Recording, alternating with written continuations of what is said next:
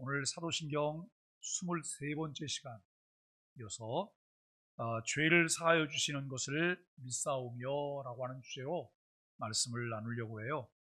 여러분, 사도신경을 우리가 쭉 말씀을 나눴는데 신앙 고백할 때 그 부분이 어떤 내용이라는 생각들을 좀 이렇게 하시게 되나요? 그냥 이렇게 외우기 바쁘신가요?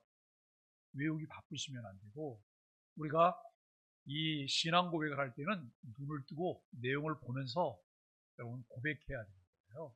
그런데 그 내용을 보면서 어떤 내용들이라고 하는 것을 우리가 잘 고백해내는 이런 일들이 우리에게 필요하잖아요. 오늘 이 죄를 용서받는 것과 몸의 부활과 영생을 믿습니다. 아멘. 여기까지 하면 사도신경이 끝나는 거예요. 그러니까 앞으로 2번 정도나 더 남았어요. 올 연말이 끝나면 사도신경도 끝나고, 그 다음에 이제 주기도문을 우리가 함께 또 나누게 될 텐데, 오늘 이 죄를 용서받는 것, 이 부분에 대해서 함께 나누려고 합니다.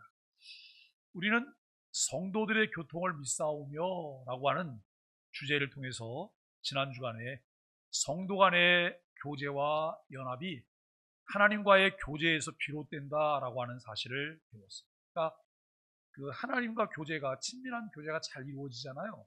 그러면 상대적으로 무엇이 이루어지냐면 이웃과의 교제가 이루어집니다.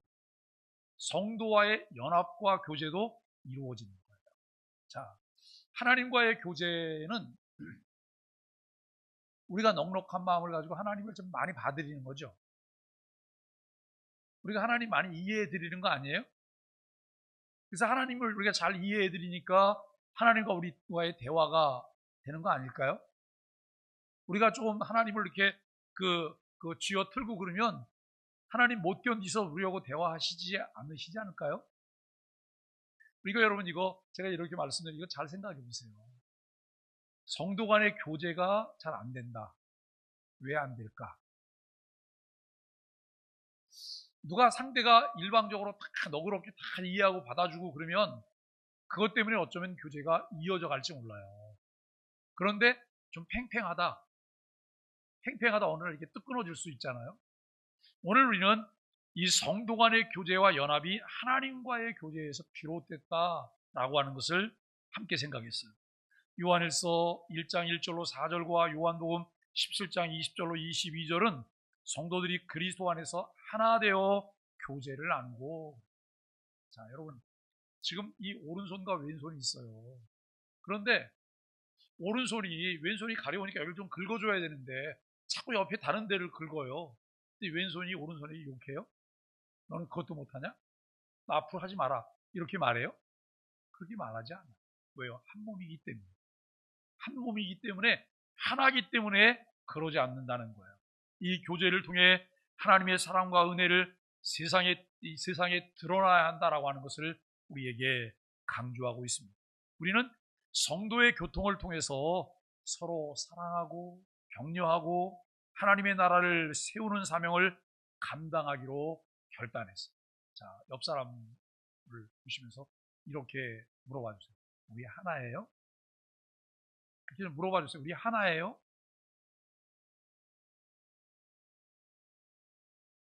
아니에요? 그러면 좀 있으면 나눠질 거예요. 떨어질 거예요. 이게 우리가 의식이 중요한데요.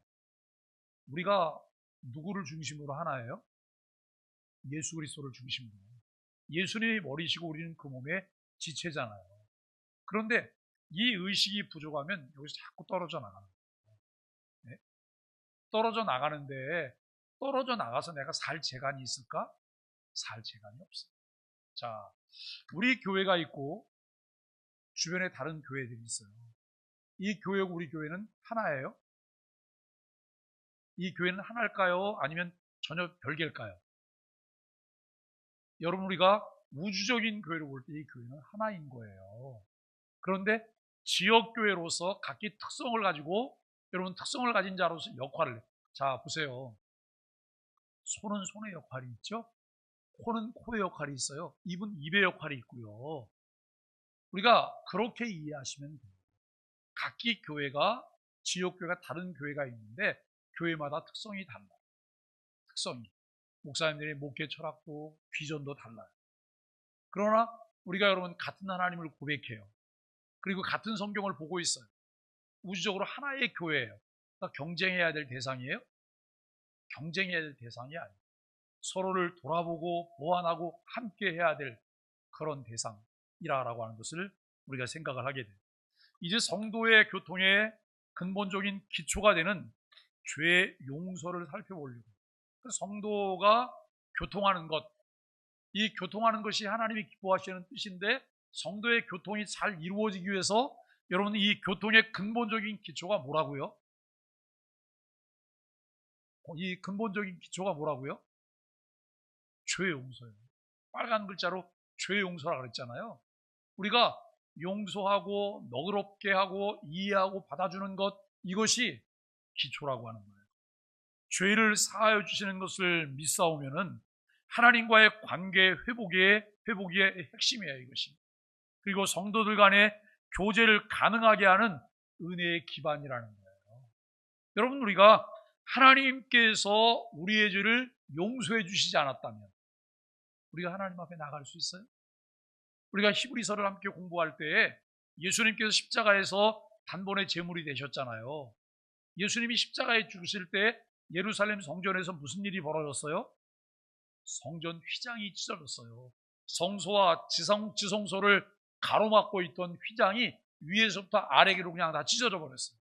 그래서 성소와 지성소가 열렸어요. 이 말은 무슨 말이냐면 예수 그리스도께서 우리의 죄를 대신 담당하시고 십자가에 죽으심으로 하나님과 우리 사이에 막힌 담이 허물어진 거예요. 하나님께 나갈 수 있게 된 거예요. 예수 그리스도의 이름을 의지하면서 하나님께 나갈 수 있게 된 거예요. 이 그리스도를 통한 죄 용서함이 없었다고 하면 하나님과의 관계가 회복될 수가 없는 거예요. 여러분, 이 관계 회복이 핵심이에요. 그리고 성도들 간의 교제를 가능하게 하는 것은 은혜의 기반이에요. 이 말은 무슨 말이냐면 이 은혜를 깨달은 자들이 은혜 속에서 다른 사람들에게 주님이 나에게 하신 것처럼 나도 할 때 다른 사람과의 관계가 원만하게 이루어집니다. 근데 여러분 한번 생각해 보세요. 저는 연세가 70세가 넘으면 안 싸우는 줄 알았어요. 연세가 70세가 넘으면 삐지지도 않는 줄 알았어요. 근데 여러분 두목도 하더라고요. 두목. 예? 잘 삐지시고 잘 싸우고 잘 화내고 그래요. 이게 왜 그래요? 사람이라 그래요. 감정을 가지고 있는 동물이잖아요. 그런데 그 감정 외에 하나님의 은혜가 싹 덮여요. 덮이면 은혜 때문에 삐지는 걸 안 하게 되고 화내는 걸 안 하게 되고 다른 사람을 이쁘게 보고 다른 사람을 이해하려고 하고 다른 사람 칭찬하려고 해요. 그런데 인간 그대로 둬보세요. 재생 불가능해요. 그리고 누구를 칭찬하냐, 꼴을 못 봐요. 예? 시기질투 때문에. 감정이라고 하는 것과 이 시기질투, 이런 문제가 하나님의 의대로 다스려지지 않는다고 하면 늘 거기는 악의 다툼만 있게 될 것이다 라고 하는 것을 우리가 생각해요. 그런 죄 용서라고 하는 게 뭐예요? 죄 용서는 하나님께서 우리의 죄를 더 이상 기억하지 않으시고, 죄가 있는데 기억하지 않으시고 그걸 완전히 도말해 주시겠다고 해요. 우리가 죄인인데 우리에게 뭘 입히시고요? 의의 옷을 입히시는 거예요. 의의 옷을 입히셔서 죄가 가리워지는 거예요. 죄가 가리워져요. 우리가 여러분 주변에 있는 옆 사람이 정말 늘 좀 꼴 보기 싫은 짓을 하면 꼴 보기 싫지요. 그거 어떻게 할 수 있어요? 꼴 보기 싫은 거를. 근데 어느 날 하나님께서 은혜로 내 눈을 이렇게 덮어주셨어요. 그러면 꼴 보기 싫은 게 보여요, 안 보여요? 꼴 보기 싫은 게 안 보이는 거예요. 은혜만 보이는 거예요. 이게 하나님께서 우리에게 주신 은혜예요. 여러분, 이 죄에 따른 정죄와 형벌에서 우리를 자유롭게 하시는 은혜로운 행위를 의미해요. 내가 기억해요. 이 사람이 이렇게 해서 저 사람 정말 나쁜 놈이야. 내가 늘 기억하고 있어요. 그런데 나쁜 놈이야. 그런데 이 사람 좋은 사람이라고 말할 수 있어요? 안 되는 거예요. 근데 어느 날 하나님께서 우리의 기억을 다 사라지게 했어요. 기억이 사라졌어요. 기억이 사라졌더니 저 사람을 딱 봤는데 전혀 그 나쁜 기억이 하나도 안 나는 거예요. 그때는 저 사람 보면서 이 사람은 누구지? 이러면서 저 사람 좋은 사람일 거야 이 생각하겠죠. 근데 그 생각이 그대로 다 자리하고 있다면 그 사람하고 좋은 사람이라고 얘기하겠어요? 그럴 수 없는 거죠. 여러분, 하나님의 은혜는 죄 용서는 우리의 행위가 아니라 전적으로 하나님의 은혜로 주어지는 거예요. 하나님의 은혜에 의해서 내 죄가 다 용서함 받았어요. 그렇다면 여러분, 내가 다른 사람의 잘못을 용서해 줄 때 이 용서해 주면서 행위 때문에 용서해 줘요? 잘 안 되더라고요. 제 마음에도 늘 뭐가 있냐면 이런 게 있어요. 저 사람 잘못했으니까 자기가 잘못했다 그래야지. 자기가 잘못했다 그래야지. 그리고 난 다음에 내가 그걸 용서해 줬다고 말해야 되는 거 아니야? 근데 여러분, 잘못했다는 얘기를 안 하는데 자꾸 용서해 주라 그래. 그게 잘 안 될 때가 있잖아요. 근데 거기에 필요한 게 뭐예요? 행위에 의해서 용서하려고 하면 용서할 수가 없어요. 뭐에 의해서 용서를 해야 돼요? 은혜에 의해서. 은혜에 의해서 그렇기 때문에 우리가 죄 용서하는 삶을 살려고 하면 같이 한번 따라해 주세요. 정신을 바짝 차려야 된다. 여러분, 정신을 우리가 정말 바짝 차리지 않으면 안 돼요. 왜요? 내 정신으로는 용서할 수 없어요. 네? 저 사람 분명히 잘못했잖아요. 잘못했는데 어떻게 용서한다 그래? 본인 잘못했다고 말하지도 않는데. 근데 은혜는 저 사람의 행위와는 관계없이 덮어줘요. 네? 행위와는 관계없이 덮어주는 거예요. 만일에 우리가 하나님 앞에 정말 잘못했다고 다 말을 해야 되고 미주알 고주알 다 하고 난 다음에 하나님이 너 그렇게 했으니까 용서할게, 이러면 우리 용서 못 받아요. 그냥 하나님이 덮어주십니다. 예수 그리스도가 십자가에 대신 죽음을 담당하시면서 죄의 대가를 지불하심으로 우리가 용서받게 된 거예요. 이것이 은혜에 의한 것이다 라고 하는 것이고, 죄 용서의 본질을 우리가 생각할 수 있어요. 죄 용서는 죄를 가리지 않거나 무시하는 것이 아니라 그리스도의 속죄를 통해서 죄의 대가가 치러졌음을 전제로 하는 거예요. 지금 이런 거예요. 이를테면 손은은 주사님이 뭘 잘못했어요. 내가 그냥 용서한다. 그냥 용서해 줄게요. 하나님께서 우리를 용서하신 게 그거하고 똑같은 거예요? 아니에요. 하나님은 대신 죄의 대가를 지불하게 하셨어요. 예수님이 대신 죄의 대가를 지불하시고 여기에 대해서 더 이상 이 죄 문제 때문에 왈가왈부 할 수 있는 게 없어요. 그리고 난 다음에 우리도 하나님께서 다 용서해 주시는 이 일들을 진행했다고 하는 것을 알게 돼요.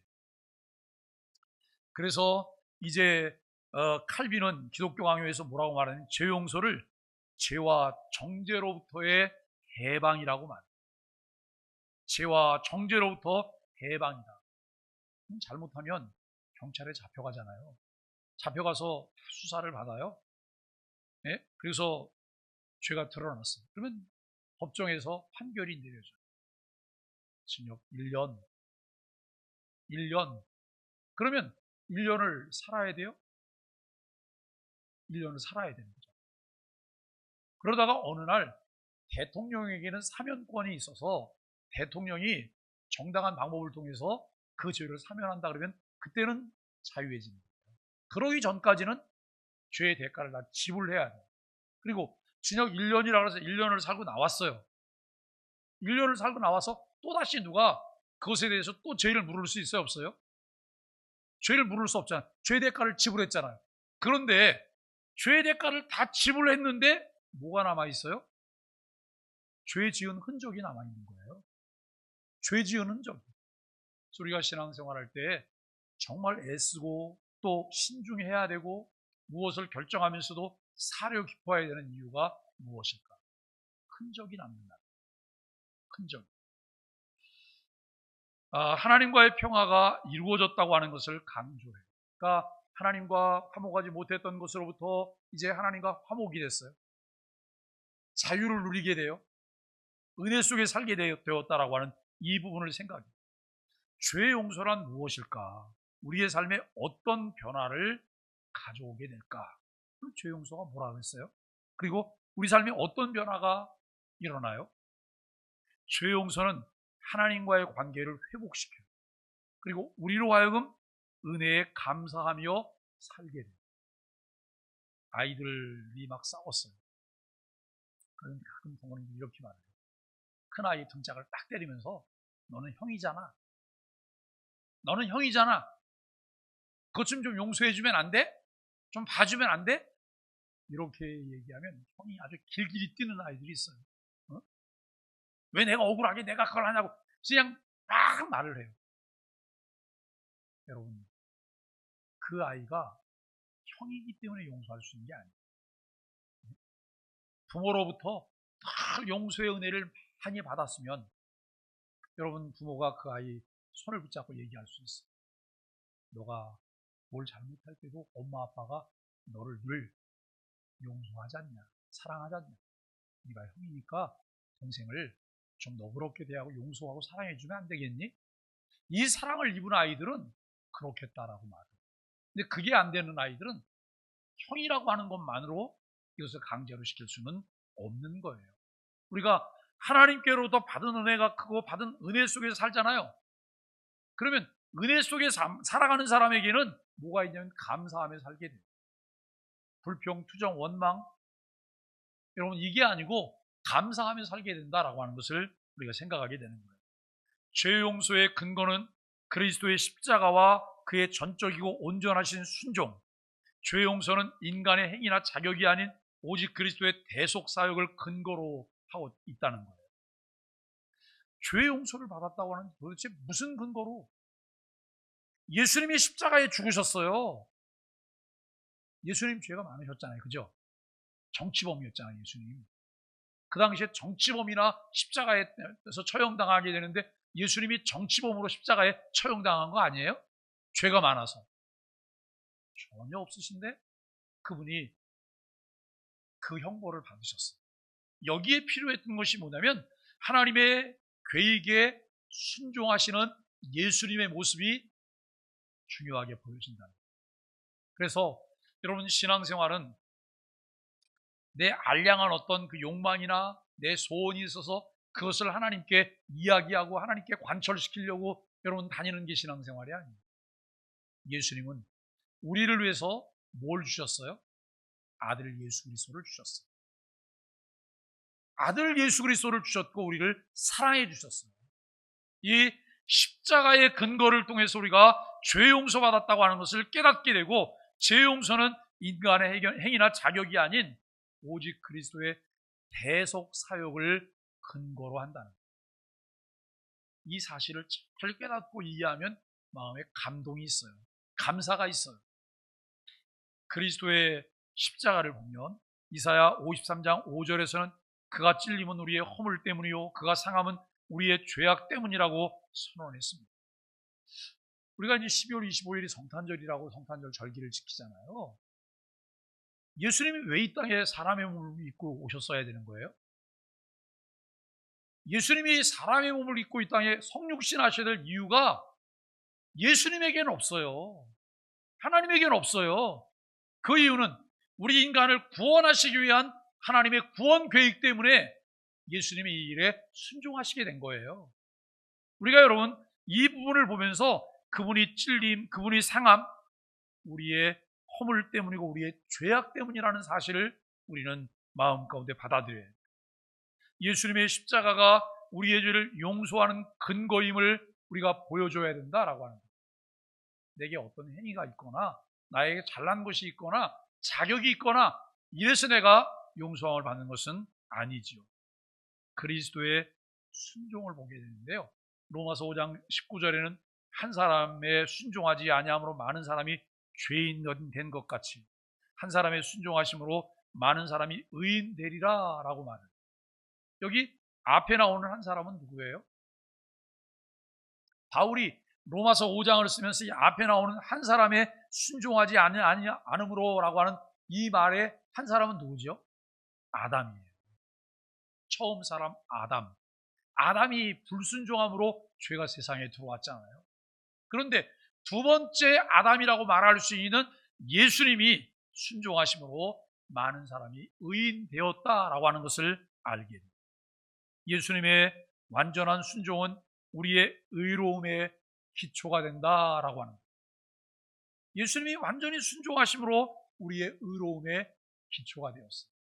여러분, 신앙생활을 정말 잘하기를 원한다 그러면 아는 것이 중요하죠. 아는 것이 중요한데 아는 것에 뭐가 전제해야 되는? 순종이 전제돼야 돼요. 순종을 전제하지 않은 알면 교만하게 만들어요. 잘난 척하게 만들어요. 아무짝에도 쓸모가 없어요. 백해무익한 거예요. 오히려 자기를 망하게 만드는 것이 순종이 전제되지 않은 알미라고 하는 것을 우리는 생각하게 되어지죠. 하이델베르그 요리문답 56문은 이렇게 말합니다. 나는 그리스도의 공로 때문에, 나는 그리스도의 무엇 때문에요? 공로 때문에 하나님께서 나의 모든 죄를 용서하셨고 나를 다시는 정죄하지 않으실 거라는. 우리 이런 기억 있으시죠? 자녀가 뭘 잘못했어요. 야단쳤어요. 그리고 이제 다 끝나고 지나갔어요. 그런데 1년쯤 있다 그 얘기 또 꺼내시는 분 계시죠? 해마다 우려먹는 분 계세요. 해마다. 자녀들이 제일 싫어하는 게 그거예요. 한 번 했으면 그걸로 끝이지. 용서해줬다고 말하고 또 꺼내고 또 꺼내고 또 얘기하고. 그런데 하나님은 절대 이런 일이 없으세요. 하나님은 절대 이런 일이 없으세요. 그래서 우리가 그 하나님을 믿을 만한 하나님, 신실하신 하나님, 변덕스럽지 않은 하나님, 변함없는 하나님이다. 예수님을 잘 믿게 된다. 내가 예수님을 알아간다. 신앙이 깊어진다. 뭐를 통해 나타낼 수 있어요? 하나님의 성품을 닮아가는 거예요. 요랬다 저랬다 하는 사람이 신앙이 생겼어요. 은혜 받았어요. 그랬더니 뭐가 또 끊어져요? 요랬다 저랬다 하는 게 끊어졌어요. 그리고 입만 열면 다른 사람 막 욕하고 정죄하고 그러는 사람이 은혜 받더니 이게 끊어졌어요. 이게 여러분 신앙인 거예요. 그런데 끊어졌는데 그게 영원토록 끊어졌으면 얼마나 좋겠어요. 조금 지나니까 또 나와요. 그래서 우리에게 뭐가 필요해요? 늘 계시 의존적인 신앙이 필요한 거예요. 주님에게 붙어 있어야 되고 주님의 은혜로 늘 충만해야 되고 은혜가 나를 다스려야 돼요. 은혜만 조금 더 떨어지면 어떻게 우리가 변할지 알 수가 없어요. 제가 어릴 때 어른들은 가끔 이런 얘기 했어요. 망태 할머니. 저는 망태 할머니를 한 번도 본 적이 없는데 망태 할머니 좀 그려져요. 어떤 분일 거라고. 네? 근데 가끔 이렇게 사람들을 대하잖아요. 그러면 아마 망태 할머니는 저런 분 같았을 거야. 이런 분들도 있거든요. 망태 할머니. 근데 우리가 정말 주님의 은혜가 늘 충만하면 은혜 속에서 내가 은혜로운 모습만 보이게 되잖아요. 이 일이 우리가 기도해야 될 제목이고 점진적 성화에 참여해야 될 부분이다라고 하는 거예요. 죄 용서가 오직 그리스도의 십자가와 순종에 근거한다는 사실은 우리의 신앙에 어떤 확신을 주게 될까요? 어떤 확신을 줄까요? 우리의 죄 용서는 변하지 않는 그리스도의 속죄 사역에 근거하였기 때문에 우리는 그 은혜를 확신하며 살아갈 수 있다는, 은혜를 확신하며 살아요. 네? 신념은 무서운 거예요. 신념, 이념 진짜 무서운 거거든요. 신념, 이념은 신앙보다 더 무서운 거예요. 신념과 이념으로 꽉 부딪힌 사람은요, 그게 신앙 위에 그게 있어요.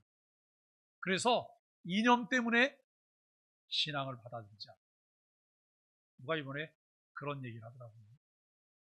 비상계엄 이야기를 했더니 딱 인연을 끊는 사람이 있어요. 네? 그분 정말 신앙생활 오래 하시는 분인데 딱 인연을 끊더래요. 와, 이게 이렇게 무서운 거예요. 네? 이념이.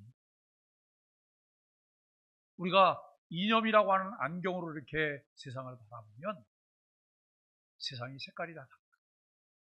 세상. 저는 우리 인간이 살면서 인류의 가장 큰 불행이 뭐냐면 이데올로기라고 하는 거예요. 네? 이 이념. 도대체 누구를 위한 이념이에요? 누구를 위한 거예요? 이 부분을 잘 보셔야 해요. 죄 용서에 대한 권한은 누구에게 있을까? 예수님은 죄를 용서할 권한이 하나님께 속해 있음을 가르쳐. 그러나 이 권한은 교회를 통해 신자들에게도 위임이 되었어요. 교회를 통해 신자들에게도. 우리가 다른 사람 용서할 수 있어요, 없어요? 나에게 잘못한 사람 내가 용서할 수 있어요, 없어요? 내가 용서할 수 있어요. 이게 우리에게, 교회를 통해 우리에게 위임된 권한이에요. 교회의 권한은 요한복음 20장 23절 말씀에 보면 너희가 누구의 죄든지 사하면 사하여질 것이요 라고 말합니다. 예수님이 제자들에게 하신 말씀이에요. 너희가 누구의 죄든지 사하면 사하여질 것이요. 이는 교회가 복음을 선포하며 회개한 자들에게 하나님의 용서를 선언하는 사명을 가졌음을 의미한다는 거예요. 자, 우리가 이제 어떤 분이 학습이나 세례를 받으려고 문답 공부를 해요. 그리고 문답을 해요. 예수님께서 당신을 위해서 십자가에 죽으셨음을 믿으십니까? 아멘. 당신의 죄가 다 용서되었음을 믿으십니까? 아멘. 그러면 여러분 그 목회자를 통해서 당신의 죄가 다 사해졌습니다 라고 말할 수 있어 없어요? 있죠. 뭘 근거로요? 하나님의 말씀을 근거로. 하나님의 말씀을 근거로. 그런데 그분이 진심으로 그것을 받아들였는지 받아들이지 않는 것은 누구만 알아요? 하나님과 당사자만 아는 거예요. 하나님과 당사자만. 그런데 교회는 복음을 선포하면서 회개한 자들에게 용서의 은혜를 선언할 수 있는 사명을 가지고 있다는 거예요.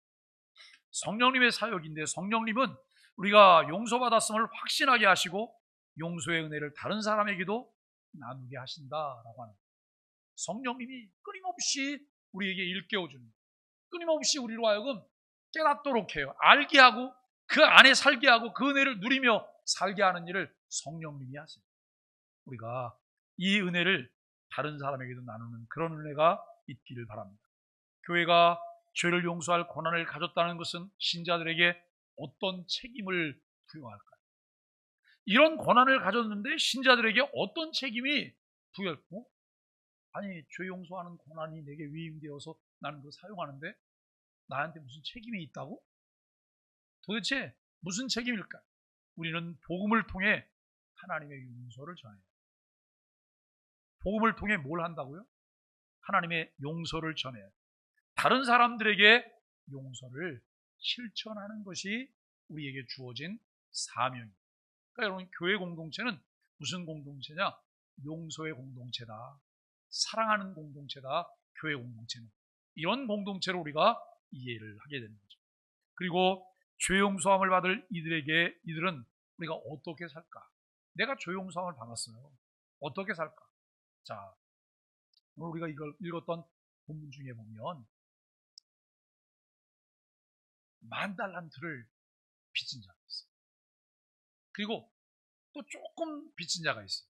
근데 10,000달란트를 빚진 자가 그 주인으로부터 다 탕감을 받았어요. 이렇게 한번 예를 들어볼까요? 어떤 사람이 100억을 빚졌어요. 100억. 100억. 처리할 수 없는 돈이잖아요. 그것 때문에 아주 막 시달리다가 그 주인을 만났어요. 주인에게 자초지종을 다 설명했어요. 그랬더니 주인이 뭐라고 말하냐면, 그래, 그런 사정이 있었구나. 이거 내가 다 탕감해 줄게. 그리고 여러분 그 용지를 다 찢어버려요. 이제는 없는 거야. 아주 편안하게 살아. 아, 하늘을 날아갈 것 같잖아요. 짐을 다 털어버렸으니까 그냥 이런 춤을 추면서 가는데 저 앞에 어떤 사람이 오는 거예요. 근데 거기 그 사람 딱 보니까 나한테 2만 원 빚진 사람이, 예? 2만 원 빚진 사람이 있는 거예요. 그 사람을 보는 순간 가서 멱살을 틀어줬어요. 2만 원 언제 내놓을 거야? 네? 요즘 뭐 벌이가 안 되고 그래서 벌이가 안 된다고 그걸 못 줘? 이러면서 막 그냥, 그리고선 데리고 경찰로 갔어요. 이걸 누가 봤냐면 아까 돈을 다 탕감해준 주인의 종이 그걸 본 거예요. 주인에게 가서 그걸 다 얘기했어요. 근데 주인이 그냥 완전히 노하면서 그 사람 붙잡아. 여러분 이런 거 얘기하는, 우리가 주님으로부터 받은 용서가 100억이요? 아, 주님 나가 용서 안 해주니까 100억 주세요. 우리는 이럴지도 몰라요. 근데 훨씬 그보다 큰 가치잖아요. 그렇게 용서를 받았는데 다른 사람은 내가 용서해 줄 수가 없다고 말해요. 주님은 뭐라고 얘기할까요? 주님께서 너 잘했다 이렇게 말씀하실까요?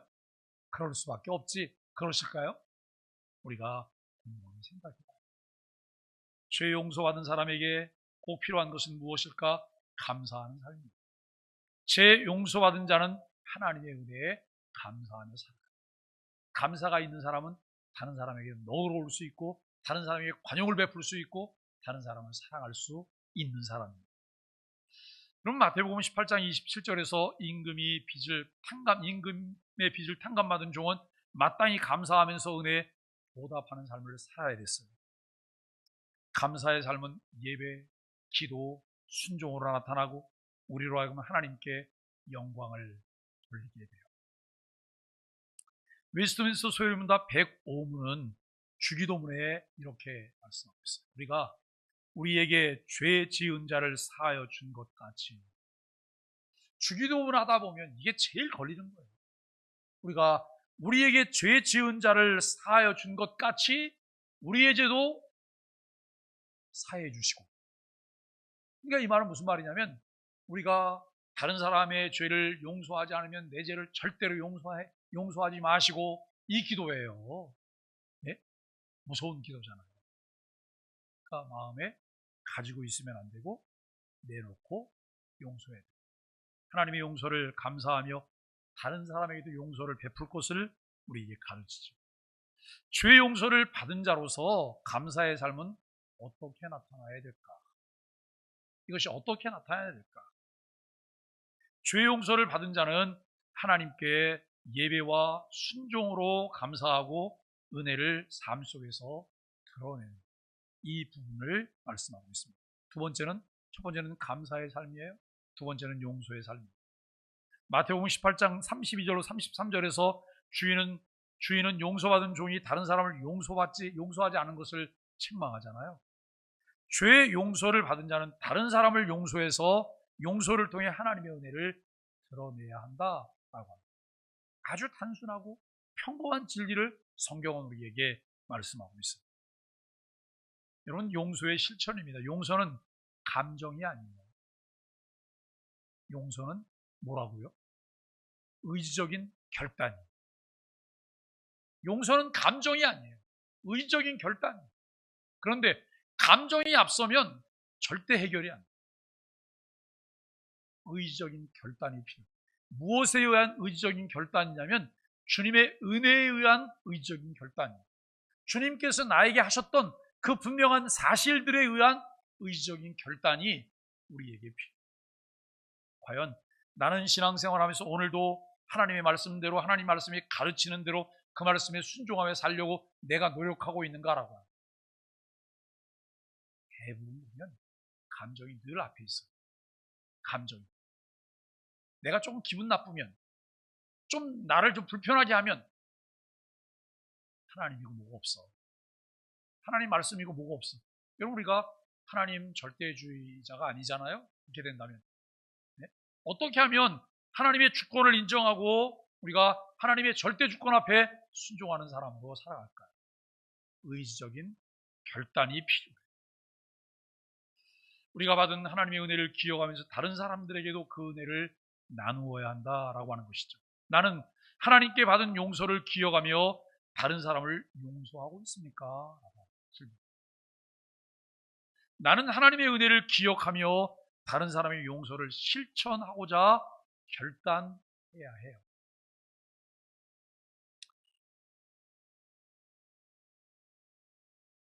말씀을 정리하면서 죄를 사하여 주시는 것을 믿사오며 라고 하는 고백은 우리 신앙의 중심입니다. 그러니까 이 죄를 사하여 주시는 것을 믿사오며 라고 하는 것과 주기도문에서 무엇과 같은 거예요? 우리가 우리에게 죄 지은 자를 사하여 준 것 같이 우리 죄를 사하여 주옵시고, 이것과 여러분 같은 거잖아요. 그래서 우리의 신앙의 중심에 주님으로부터 사죄의 은총을 받았다고 하는 분명한 확신을 가지고 살아갈 때에 여기에 기쁨이 있는 거예요. 네? 여기에 기쁨이 있는 거예요. 그런데 사죄의 은총에 대해서 내가 주님께서 내 죄를 용서한 것에 대한 아무것도 내가 마음에 가지고 있지 않아요. 근데 감사하라고 뭐가 감사해요? 그래서 이렇게 말을 해요. 목사님, 뭐가 감사해요? 내가 예배에 와주는 거고, 그리고 내가 시간 내서 교회 청소도 하잖아요. 주방 봉사도 하고, 나 헌금도 해요. 이게 왜 이런 소리가 나오는 거예요?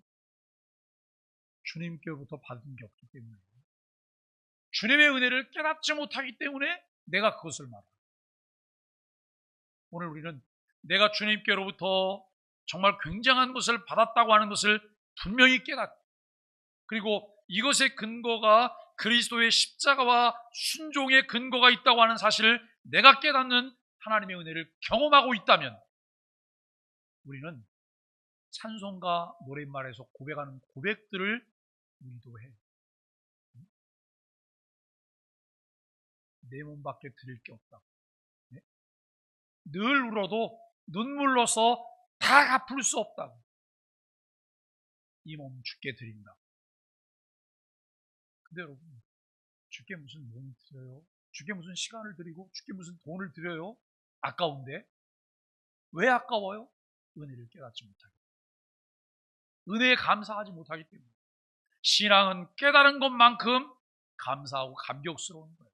깨달은 것만큼 나를 하나님께 드리며 헌신하게 되는 거예요. 왜 여러분 교회를 사랑하게 될까요? 주님을 사랑하기 때문에 눈에 보이는 교회를 사랑하게 되는 거예요. 네? 이것이 신앙입니다. 죄 용서를 받은 자는 감사와 용서의 삶을 통해 그 은혜를 세상에 드러내야 해요. 세상에 드러내고 그 세상 속에 주님의 살아계심을 나타내는 이 일들을 우리가 해야 됩니다. 하이델베르그 요리문답과 웨스트민스터 소요리문답은 죄 용서가 신자의 삶 속에서 감사와 용서로 나타나야 한다라고 말합니다. 그러니까 내가 죄 용서함을 받은 경험이 있어요. 그것을 내가 확신해요. 그렇다면 그 사람을 통해 나타나는 열매가 뭐예요? 그 열매가 감사와 용서예요. 누가 억울한 일을 당했어요. 그리고 고민하면서 이걸 어떻게 처리할까? 보복해야지, 복수해야지 라고 말을 해요. 그리고 담임 목사에 와서 그 이야기를 다 꺼내놨어요. 목사님, 이런 일을 당해서 내가 요즘 칼날을 갈고 있어요. 가만히 안 둘 거예요. 그러면 담임 목사가 맞아 가만두면 되겠어? 어? 칼을 써야지. 담임 목사 그렇게 말할까요? 담임 목사는 또 성경으로 돌아와서 이야기해요. 근데 성경으로 돌아와서 얘기를 하는데 상대가 그거를 받아들이지 않고 길길이 뛰는 거예요. 그냥 네? 칼춤을 막 추는 거예요. 이러면 문제가 해결이 될까요? 해결이 되지 않아요.